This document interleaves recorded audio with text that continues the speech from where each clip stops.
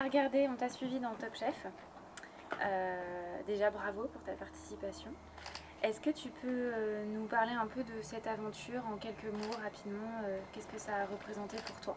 Alors en fait, pour moi, d'avoir participé à la saison 9 d'Objectif Top Chef, c'était vraiment une opportunité, encore une fois, de pouvoir passer à la télé. Parce que mon rêve de petite fille, il ne faut pas oublier, c'est d'être animatrice culinaire. Alors oui, là, je suis partie en tant que candidate, j'ai été sélectionnée. On était, si je ne me trompe pas, plus de 1000 candidats ou 1500, je ne sais plus. Mais j'étais fière parce que sur tout ça, on était à peu près 80 sélectionnés. Et du coup, je me suis dit: C'est peut-être que j'ai quelque chose en fait et j'ai une pierre à porter à cet édifice, du monde de la cuisine. Ça fait quoi de représenter l'heure dans une émission comme ça? En fait, je suis toujours très fière de représenter l'heure et d'autant plus, quand, c'est sur, une grande chaîne, comme M6 ou, une émission comme Objectif Top Chef et de me dire que, en fait, on a beau, ne pas être connu parfois, mais tu vois, on a des talents. Et ça me fait plaisir à chaque fois que je vois des talents heureux. T'as présenté quoi comme plat dans l'émission?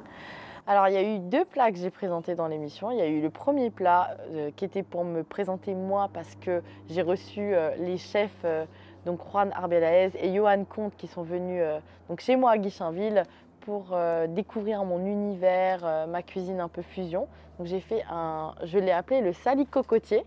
C'est un curry de crevettes, enfin curry masala de crevettes au lait de coco. Donc c'était un peu une fusion avec le côté Normandie, avec la mer, la crevette et le lait de coco, en fait, qui fait penser aux îles, etc. Bon, malheureusement, c'est pas la fin qu'on espérait. On espérait te voir qualifié pour Top Chef, mais malgré tout, c'est déjà super. Est-ce que tu as des projets pour la suite? Alors mon objectif, c'était pas d'être qualifiée pour Top Chef pour le coup et c'était vraiment de pouvoir avoir une expérience et de côtoyer le milieu de la télé. Évidemment, si j'étais partie à Top Chef, j'aurais pas dit non, j'aurais été hyper contente. Je voulais aussi savoir jusqu'où je pouvais aller, mais en gérant beaucoup de choses, comme je suis créatrice de contenu, je fais des ateliers culinaires. J'ai aussi préparé un gros mois de retour à l'île Maurice après 12 ans. Je me doutais bien que je participerai qu'une fois en fait à l'émission. Donc c'était prévisible, je m'y attendais, mais je suis quand même très contente de cette aventure télévisuelle. C'est pas ta première aventure en plus télévisuelle, t'en as eu d'autres? J'ai eu pas mal d'aventures télévisuelles, je suis passée dans beaucoup d'émissions et comme C'est à vous sur France 5, Tous en cuisine sur M6, j'ai travaillé aussi pour les téléachats comme experte cuisine pour M6 Boutique. Donc c'est vrai que j'ai participé, si vous allez sur mon blog l'atelierdeChristel.com, vous verrez un petit peu tout ce que j'ai fait. Dernière question, selon toi, le meilleur plat qu'on peut trouver dans l'heure?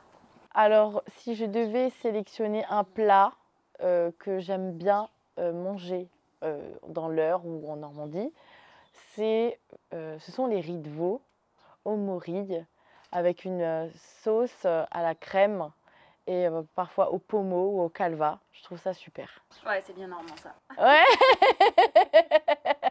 On adore. on confirme.